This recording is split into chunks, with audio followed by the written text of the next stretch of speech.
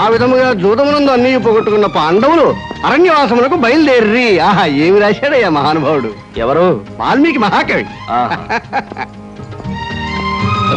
The law of diminishing returns states that the more you consume of a product, the more you పరీక్షలు కదన్నయ్యా, చదువుకుంటున్నాను. ఓహో, చదువు చదువు. అలాగే. అమ్మా అమ్మా. వస్తున్నాను బాబు. చేసేది సేల్స్ మెన్ ఉద్యోగం. నీడ పట్టున ఉండకుండా ఎండనక వాననక ఊరంతా తిరిగి అలసిపోయి వస్తుంటాం.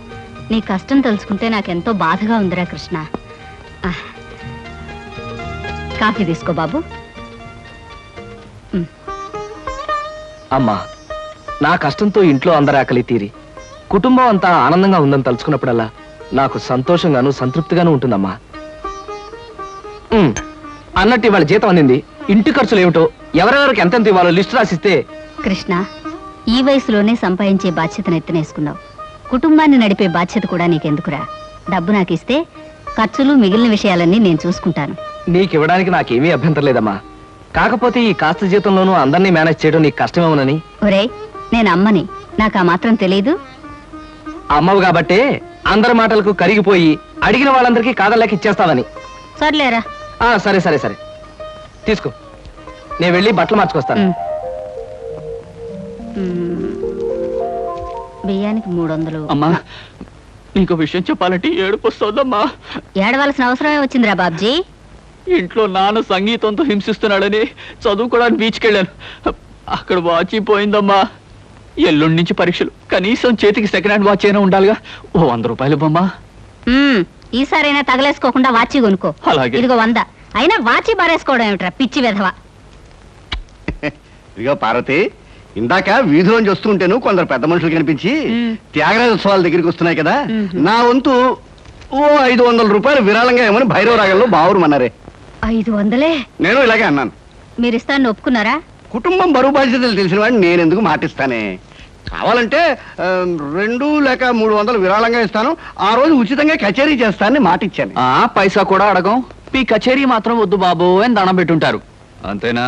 కమాతు రాగంలో కాళ్ళు చేతులు వెరకొడతాను. నా కచేరీ అంటే బొత్తిగా భక్తి శ్రద్ధలు లేవు. ఆఖరి మాటగా 200 రూపాయలు విరాళంగా ఇస్తాను అన్నానే. ఇవ్వకపోతే బాగుండదు, ఆ తర్వాత నీ ఇష్టం. చారాస్వామి నిన్ను ఆశీర్వదిస్తాడు. 3, 4, 5. అమ్మగారు పాలకు డబ్బులండి. అమ్మగారు పచారీ సామాన్ డబ్బులండి. అమ్మగారు నా జీతం అండి. అమ్మగారు పాలకు డబ్బులండి. అమ్మగారు పచారీ సామాన్ డబ్బులండి.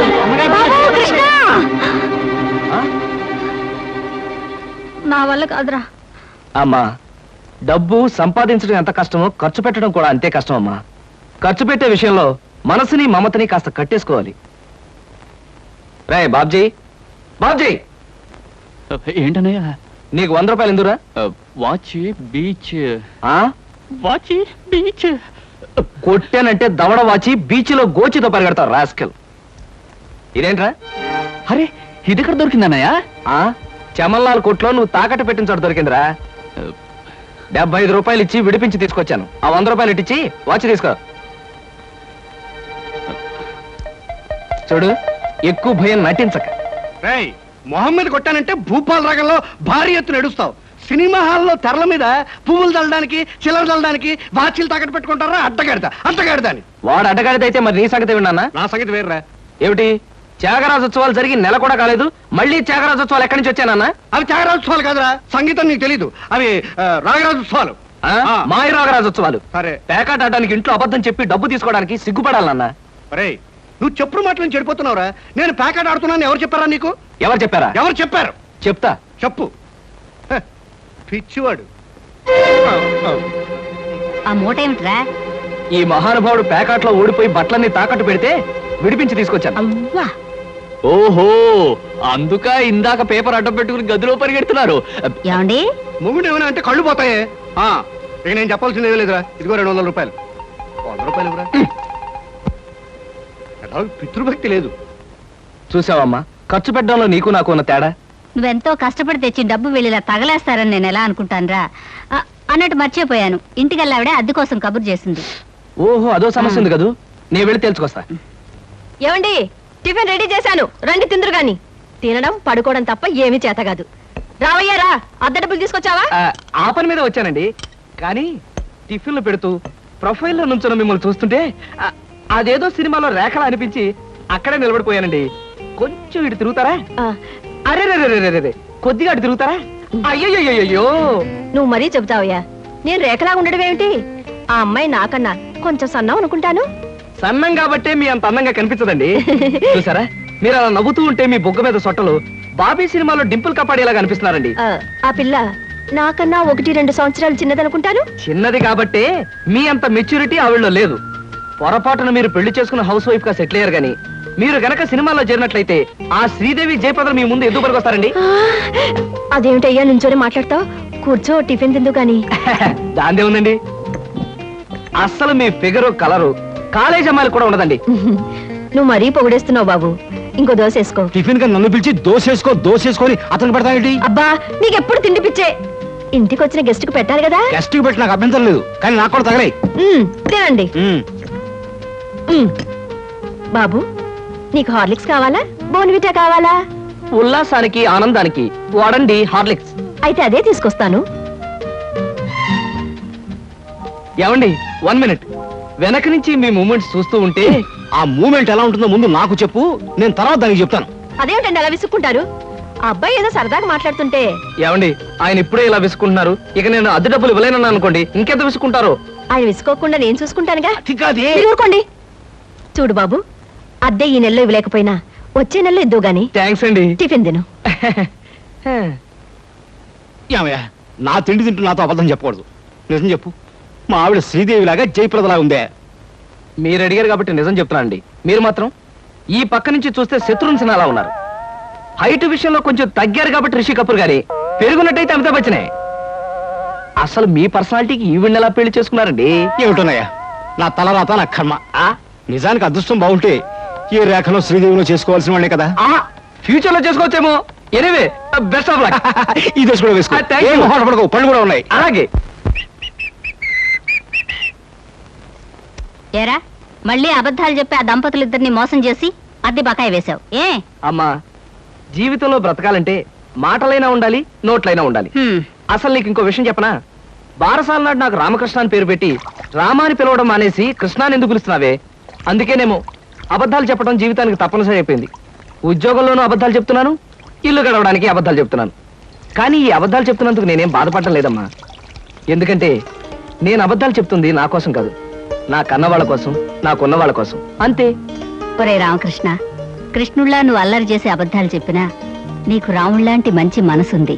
అది చాలరా మాకు. బ్రహ్మాండంగా గడిచింది. ఇక్కడ నుంచి వెళ్ళాలంటే మనసు ఒప్పడం లేదు. మనం బాగానే ఎంజాయ్ చేసామే. పాపం రాత ఒకటే కాటేజ్ లో ఉంది. మనం ఏం చేస్తామే? ఉదయం రాగానే తలనొప్పని కాటేజ్ లో పడుకుంది. ఇప్పటికైనా తగ్గిందో లేదో రండి చూద్దాం. పదండి చూద్దాం. రాధా, ఓకే రాదా, నేను మళ్ళీ కలుస్తాను. బాయ్. ఏమిటి రాధా ఇది? నీకు తల్లపని చెప్పి మాతో రాకుండా ఉన్నది తను బాయ్ ఫ్రెండ్ తో గడపడానికి అనుకుంటాను. ఏ రాధా, అంటే తల్లపని చెప్పేది అబద్ధం అన్నమాట. సారీ సీత, ఏదో తను కూడా ఇక్కడికి వచ్చాడు. అతనితో గడపడానికి చిన్న అబద్ధం చెప్పి. షటప్. చిన్న అబద్ధం పెద్ద అబద్ధం అని చెప్పి సమర్థించుకోవాలని చూస్తున్నావా? సీత, మీ అందరికీ తెలుసు అబద్ధం చెప్పే మనిషి నేను హేట్ చేస్తానని. ఫోన్లేవే, కారణం అర్థమైంది కదా. కారణం ఏదైనా కావచ్చు, పరిస్థితులు ఏమైనా రావచ్చు. అబద్ధం చెప్పే మనిషిని నేను క్షమించలేను. అలాంటి వాళ్ళతో స్నేహమే కాదు, ఎలాంటి బంధాన్ని భరించలేను. ఇది చెప్పిన అబద్ధానికి పనిష్మెంట్ గా దీన్ని ఇక్కడ వదిలేసిపోదాం. పదండి. సీత, నేను చెప్పేది వినవే. ఏమిటి, రేపటికి వీసా దొరకడం కష్టం అవుతుందా? అదేమిటయ్యా, ఎల్లుండి నేను జపాన్ బయలుదేరి వెళ్ళాలి. All right. ఏమిటి సార్, ఏమైనా ప్రాబ్లమా? అదేనయ్యా, కొత్తగా మనం స్టార్ట్ చేయబోయే ఫ్యాక్టరీ మెషినరీ విషయంలో ఎల్లుండికి నేను జపాన్ ట్రిప్ పెట్టుకున్నాను. రేపటికల్లా వీసా దొరకడం కష్టమని ఆ ట్రావెలింగ్ ఏజెంట్ ఒకటే గొడవ. ఏం చేయాలో అర్థం కావట్లేదు. ఆ మాత్రం దానికి అలా వర్రీ అయిపోతారు ఎందుకు sir?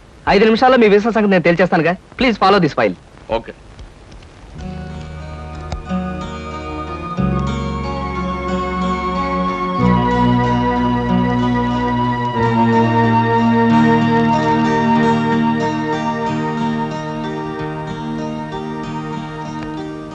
Okay sir, passport visa గురించి మీరేం వరీ అవ్వక్కర్లేదు.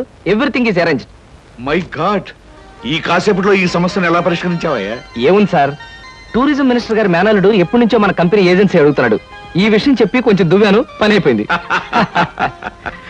కృష్ణ, నీలాంటి వాడు ఒక్కడుంటే చాలయ్యా. కోట్లు పెట్టుబడి పెట్టిన వ్యాపారమైనా కళ్ళు ముసుగు చేయొచ్చు. బై ఈ ట్రిప్ ముగించుకొచ్చేసరికి నాకు 4 రోజులు పడుతుంది. ఈ లోపుగా బిజినెస్ వ్యవహారాలు, ఆఫీస్ వ్యవహారాలు నువ్వే చూసుకో. చెక్కుల మీద సంతకాలు పెట్టాను. ఆఫీస్ ఖర్చులకు ఎంత కావాలో అంత ట్రా చేసుకో. అలాగే sir. Wish you happy and successful trip. Thank you very much.